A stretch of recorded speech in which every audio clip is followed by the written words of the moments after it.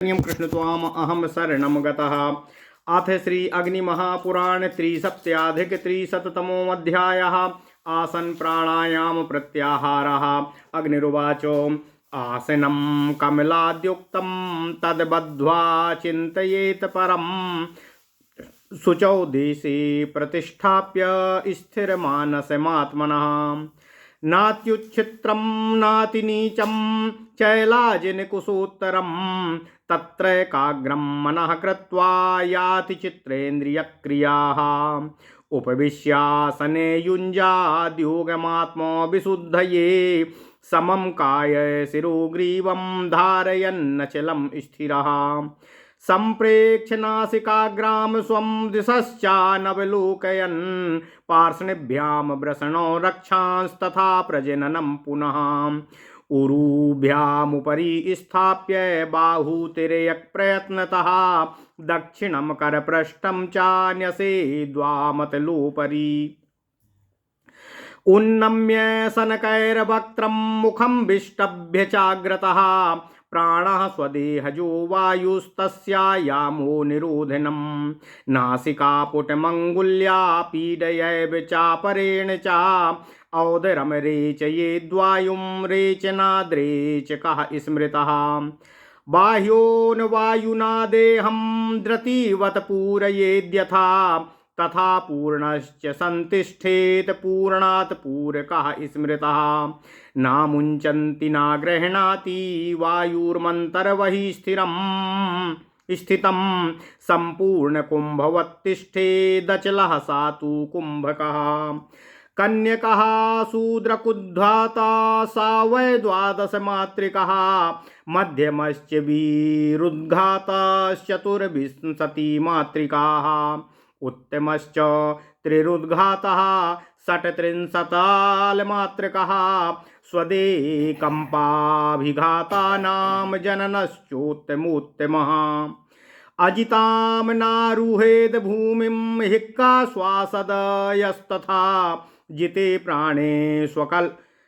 प्राणे स्वल्पदोषो विण्मूत्रादि प्रजायते। आरोग्यं शीघ्रगामित्वा मुतसाहः स्वरसौष्ठवं बलवर्णो प्रसादश्च सर्वदोषक्षयः फलम्।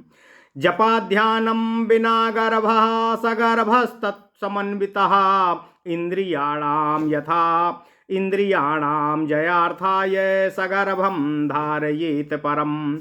ज्ञानवैराग्ययुक्ताभ्यां प्राणायामवशेन च इन्द्रियाश्च विनिर्जित्य सर्वमेवोजितं भवेत्। इन्द्रियाण्डेव तत्सर्वं यत्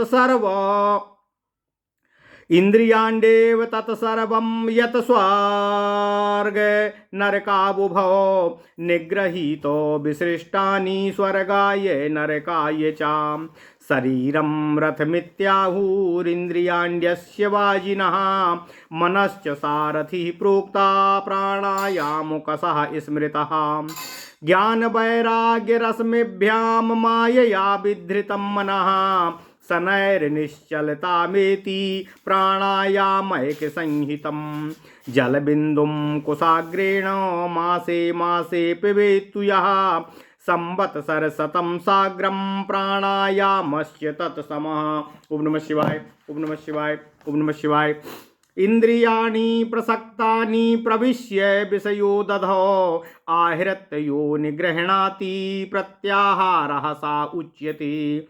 उद्धरेदात्मनात्मानं मज्यमानं यथाम्भसि भोगनद्यति वेगेन ज्ञानवृक्षं समाश्रयेत्। ओम नमः शिवाय, ओम नमः शिवाय, ओम नमः शिवाय। ओम नमो भगवते वासुदेवाय। ओम देवकी सुत गोविंद वासुदेव जगतपति देहि में तनियम कृष्ण त्वाम अहम शरणम गता। अथ श्री अग्नि महापुराण 373वां अध्याय। आसन प्राणायाम प्रत्याहार विचार। ओम नमः शिवाय। श्री अग्निदेव जी ने कहा, हे महामुने वशिष्ठ जी, पद्मासन आदि विविध तरह के आसन बताए गए हैं। उनमें से कोई भी आसन बांधकर परमात्मा का चिंतन मनुष्य को करना चाहिए। पहले किस पवित्र स्थान में आपने बैठने के लिए स्थिर आसन बिछावें। अपने बैठने के लिए स्थिर आसन बिछावें जो ना तो अधिक ऊंचा हो और ना ही अधिक नीचा हो। सबसे नीचे कुश का आसन हो, उसके ऊपर मृगचर्म और मृगचर्म के ऊपर वस्त्र बिछाया गया हो। उस आसन पर बैठकर मन और इंद्रियों की चेष्टाओं को रोकते हुए चित्त को एकाग्र करना चाहिए तथा अंतःकरण की शुद्धि के लिए योगाभ्यास में संलग्न हो जाना चाहिए। उस समय शरीर, मस्तक और गले को अविचल भाव से एक ही सीध में रखते हुए स्थिर भाव से बैठना चाहिए। केवल अपनी नासिका के अग्रभाग को देखें, अन्य दिशाओं की तरफ दृष्टिपात नहीं करें। दोनों पैरों की एड़ियों को अंडकोश और लिंग की रक्षा करते हुए दोनों उरुओं अर्थात जांघों के ऊपर भुजाओं को यत्नपूर्वक तिरछी करके रखें तथा बाएं हाथ की हथेली पर दाहिने हाथ के पृष्ठभाग को स्थापित करना चाहिए और मुंह को ऊंचा करके सामने की तरफ स्थिर रखना चाहिए। यह बैठकर प्राणायाम करने का तरीका है। ओम नमः शिवाय।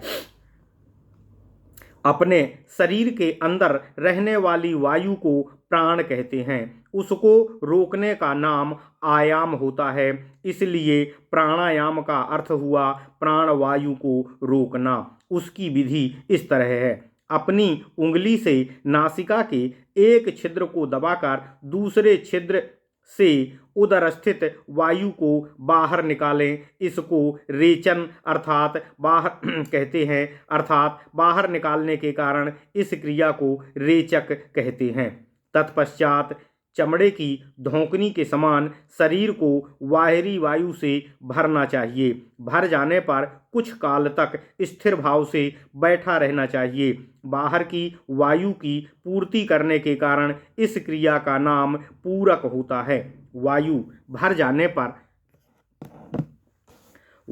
जाने के पश्चात जिस समय साधक ना तो अंदर की वायु को छोड़ता है और ना ही बाहर की वायु को ग्रहण करता है, अपितु भरे हुए घड़े की भांति अविचल भाव से स्थिर रहता है, इस समय कुंभवत स्थिर होने के कारण उसकी यह चेष्टा कुंभक कहलाती है। 12 मात्रा अर्थात पल का एक उद्दांत होता है। इतनी देर तक वायु को कनिष्ठ श्रेणी का प्राणायाम कहते हैं। 2 उद्धात अर्थात 24 मात्रा तक किया जाने वाला कुंभन या कुंभक मध्यम श्रेणी का माना गया है तथा 3 उद्धात यानी 36 मात्रा तक का कुंभक उत्तम श्रेणी का माना गया है। इससे शरीर से पसीने निकलने लगेंगे, कपकपी छा जाए तथा अभिघात लगने लगे, वह प्राणायाम अत्यंत श्रेष्ठतम होता है।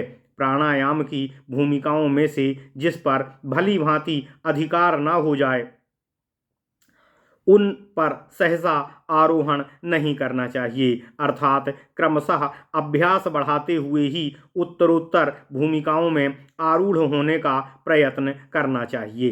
प्राण को जीत लेने पर हिचकी और सांस आदि को रोग भी दूर हो जाते हैं तथा मल मूत्र आदि के दोष भी धीरे धीरे कम होते जाते हैं। निरोग होना, तेज चलना, मन में उत्साह होना, स्वर में माधुर्य आना, बल बढ़ना, शरीर वर्ण में स्वच्छता का आना तथा सभी तरह के दोषों का विनाश हो जाना, ये प्राणायाम से होने वाले लाभ हैं। प्राणायाम 2 तरह के होते हैं, आगर्भ और सागर्भ। ओम नमः शिवाय। जप और ध्यान के बिना जो प्राणायाम किया जाता है उसका नाम अगर्भ प्राणायाम होता है तथा जप और ध्यान के साथ किए जाने वाले प्राणायाम को सगर्भ प्राणायाम कहते हैं। इंद्रियों पर विजय पाने के लिए सगर्भ प्राणायाम ही श्रेष्ठतम होता है। उसी का अभ्यास मनुष्य को करना चाहिए। ज्ञान और वैराग्य से युक्त होकर प्राणायाम के अभ्यास से इंद्रियों को जीत लेने पर सब पर विजय प्राप्त हो जाती है, जिसे स्वर्ग और नरक कहते हैं। वह सब इंद्रियां ही होती हैं। वे ही बस में होने पर स्वर्ग में पहुंचाती हैं और स्वतंत्र और चंचल होने पर नरक ले जाती हैं। शरीर को रथ कहते हैं, इंद्रियां ही उसके घोड़े तथा मन ही उसका सारथी कहा गया है और प्राणायाम को चाबुक माना गया है। ज्ञान और वैराग्य की बागडोर में बंधे हुए मन रूपी घोड़े को प्राणायाम से आबद्ध करके जिस समय अच्छी तरह काबू में कर लिया जाता है तो वह मनुष्य धीरे धीरे स्थित हो जाता है। जो मनुष्य 100 वर्षों से कुछ अधिक काल तक प्रतिमास कुश के अग्रभाग से जल की एक बूंद लेकर उसे पीकर रह जाता है, उसकी वह तपस्या और प्राणायाम दोनों ही एक समान होते हैं। विषयों के समुद्र में प्रवेश करके वहां फंसी हुई इंद्रियों को जो आहूत करके अर्थात लौटाकर अपने अधीन कर लेता है, उसके इस प्रयत्न को प्रत्याहार कहते हैं। जिस प्रकार जल में डूबा हुआ मनुष्य उससे निकलने का प्रयत्न करता है, उसी तरह संसार समुद्र में डूबे हुए अपने आप को स्वयं ही निकालने का प्रयत्न मनुष्य को करना चाहिए। भोग रूपी नदी का वेग अत्यंत बढ़ जाने पर उससे बचने के लिए अत्यंत सुदृढ़ ज्ञान रूपी वृक्ष का आश्रय लेना ही आवश्यक होता है। इसी से मनुष्य मुक्ति को प्राप्त कर सकता है। ओम नमः शिवाय। इस प्रकार महापुराणों में श्रेष्ठ श्री विष्णु वामपाद स्वरूप श्री कृष्ण द्वैपायन भगवान श्री व्यासकृत श्री अग्नि महापुराण अंतर्गत आगत विषयों का विवेचन संबंधी 373वां अध्याय पूर्ण हुआ। इत्यादि महापुराणे भगवान श्री वेद व्यासकृत श्री विष्णु वामपाद स्वरूपे श्री अग्नि महापुराण अंतर्गते आसन प्राणायाम प्रत्याहार निरूपणम 3 सप्त्याधिक 300तमो अध्यायः। ओम नमः शिवाय। ओम नमः शिवाय। ओम नमः शिवाय।